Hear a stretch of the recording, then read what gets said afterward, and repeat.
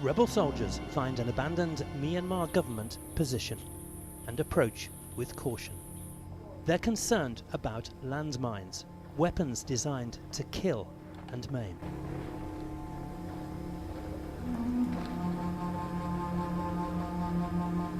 He doesn't know it yet, but for this young fighter, it'll be his last patrol. Because today, one landmine does its job.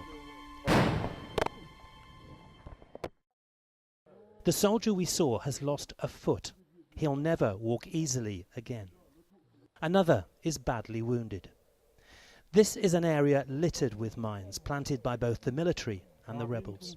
And in the last dozen years, they've killed or maimed some 3,000 men, women and children. People like Tin Tun, a farmer from Myanmar's Karen state. For 2 years he struggled with a replacement formed from a plastic pipe.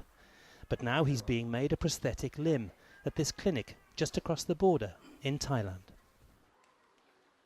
I went into the forest to chop firewood. Then I got thirsty, so I stopped and went to fetch the water. It was a hot day. I sat under a tree and it exploded. Tin Tun's wound, though old, was not clean, so first it had to be treated at the clinic's trauma unit. Tin Tun clearly remembers the moments after the explosion. He knows he's fortunate to have survived.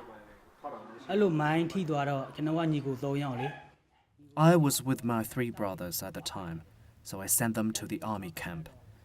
There were monks and workers there, and also 10 carts for carrying wood.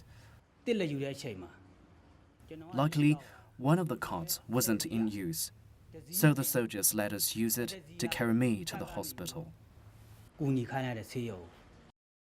The mines are the legacy of 60 years of fighting between the government forces of Myanmar and rebel groups seeking independence.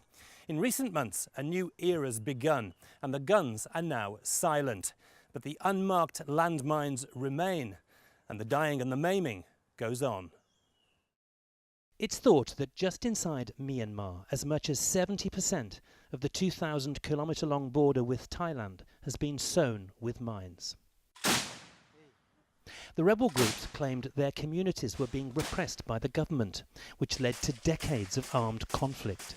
But because Myanmar's borders were closed, exactly what happened is still unknown to the rest of the world. Officially, there's now a ceasefire, but at times it fractures. With little medical care in Myanmar, many landmine victims are brought illegally across the border to Thailand. Life-saving surgery is carried out at the public hospital in the border town of Mai Sot, but with no money to pay for further treatment, the injured are then brought to this free clinic, where help is offered to everyone who can walk or be carried through its doors. It's run by Dr. Cynthia. Her name is known throughout Myanmar, though she's not been there for 20 years. A refugee herself, she walked for 10 days and nights to escape the fighting in 1988, carrying only a bag of basic medical tools on her shoulder. She expected to stay in Thailand for 3 months. She's still here. Yeah, mostly they got injured while they are working in the farms, or some of them they are working as a soldier. So, but 90% or maybe mostly are people who are working the civilian population. Dr. Cynthia has help. Saw More Care runs the workshop at the clinic, which makes prosthetics for those who've lost limbs. He himself is a landmine survivor. I'm an ex-soldier, right? So when we are fighting with the military general, so unfortunately, so when we rush to their outpost, so I step on the landmine.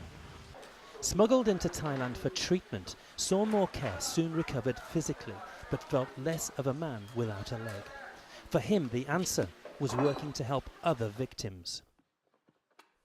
There's no shortage of patients here. This board shows the workload. 25 cases in a month, almost 1 a day. 80% are the victims of landmines. Myanmar's now moving away from military rule. But the casualties continue, and more than half are civilians. In 2011, 84 people were killed, twice the figure of the year before. When you lose parts of your body, you see, normally people feel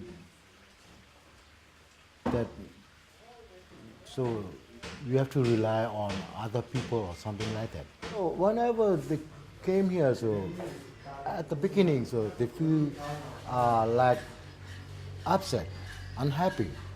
But when I talk to them, so I encourage them, right, not to get up.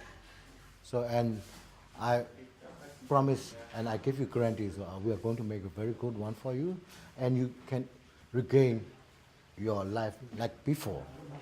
So that's why, so whenever they come back to prepare their processes, I ask them, how do you feel? Oh, say, no, I have a lot of confidence.